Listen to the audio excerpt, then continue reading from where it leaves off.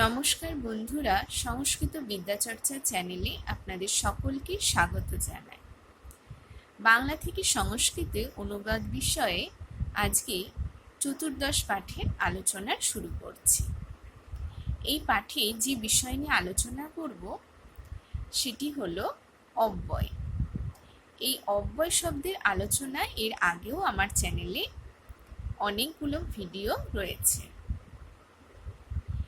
আজকে কিছু সর্বদা ব্যবহার্য মানে বাংলা থেকে সংস্কৃতে অনুবাদ করার সময় বেশ কিছু অব্যয় শব্দ সবসময় ব্যবহার হয়। এই অব্যয় শব্দগুলো দিয়ে আজকে বাক্য গঠন করে দেখব। আর একটা কথা আপনাদের বলে রাখি, এই সর্বদা ব্যবহার্য অব্যয় শব্দগুলো কি কি এবং তাদের অর্থগুলো কি এ বিষয়ে আমার চ্যানেলে অন্য ভিডিও আপনারা পেয়ে যাবেন। আজকে এই অব্যয় শব্দগুলো দিয়ে কিছু বাক্য গঠন করে আপনাদের দেখাচ্ছি। প্রথমেই দেখুন, বলা হচ্ছে অত্র। অত্র মানে এখানে। সহ অত্র বসতি মানে সে বা তিনি এখানে বাস করেন।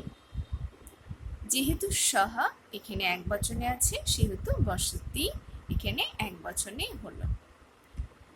তারপর বলা হচ্ছে অন্যত্র মানে অন্য স্থানে।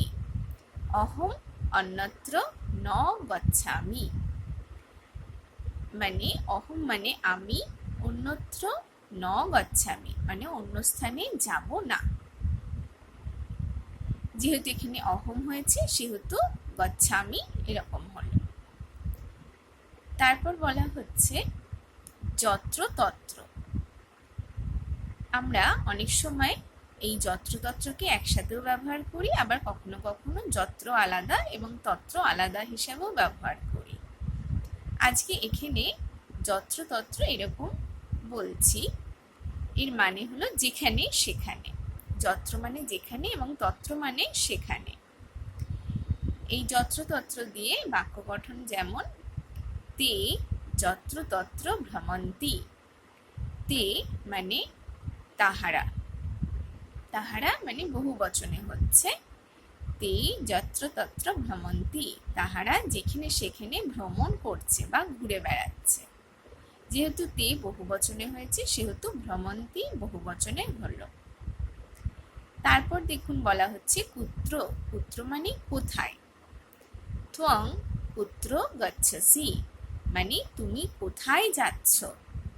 যেহেতু ত্বং মধ্যম পুরুষে আছে যুষ্মৎ শব্দের রূপ, সেহেতু এখানে গচ্ছসি মধ্যম পুরুষের এক বচনের রূপ হলো।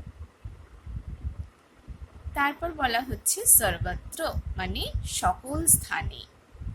ঈশ্বরঃ সর্বত্র বিরাজমানঃ মানে ঈশ্বর সকল স্থানে বিরাজমান। তারপর বলা হলো অথ। অথ মানে তারপর। অথ অহং গমিষ্যামি মানে তারপর আমি যাব। গমিষ্যামি এখানে ভবিষ্যৎকালে বলা হয়েছে, যেহেতু অহং আমি এখানে এক বচনের রূপ সেহেতু গমিষ্যামি এক বচনে হলো। তারপর বলা হচ্ছে অন্যদা মানে অন্য সময়। তো অন্যদা গমিষ্যতঃ। তো মানে এখানে তারা দুজন, এটি তৎশব্দের রূপ। তারা দুজন অন্যদা মানে অন্য সময়, গমিষ্যতঃ যাবে, এটিও ভবিষ্যৎকালের রূপ দেখানো হয়েছে। যেহেতু তো এখানে দ্বিবচনের রূপ হয়েছে সেহেতু গমিষ্যতঃ দ্বিবচনে হলো। তারপর বলা হচ্ছে একদা মানে এক সময়। একদা তে ভ্রমণায় অগচ্ছন মানে এক সময় তে মানে তাহারা ভ্রমণায় অগচ্ছন ভ্রমণের জন্য গেল বা গিয়েছিল। এটি অগচ্ছন এখানে অতীতকালের রূপ দেখানো হয়েছে। যেহেতু তে বহুবচনে আছে সেহেতু অগচ্ছন বহুবচনে হলো। তারপর বলা হচ্ছে কদা মানে কখন। ত্বং কদা আগমিষ্যসি।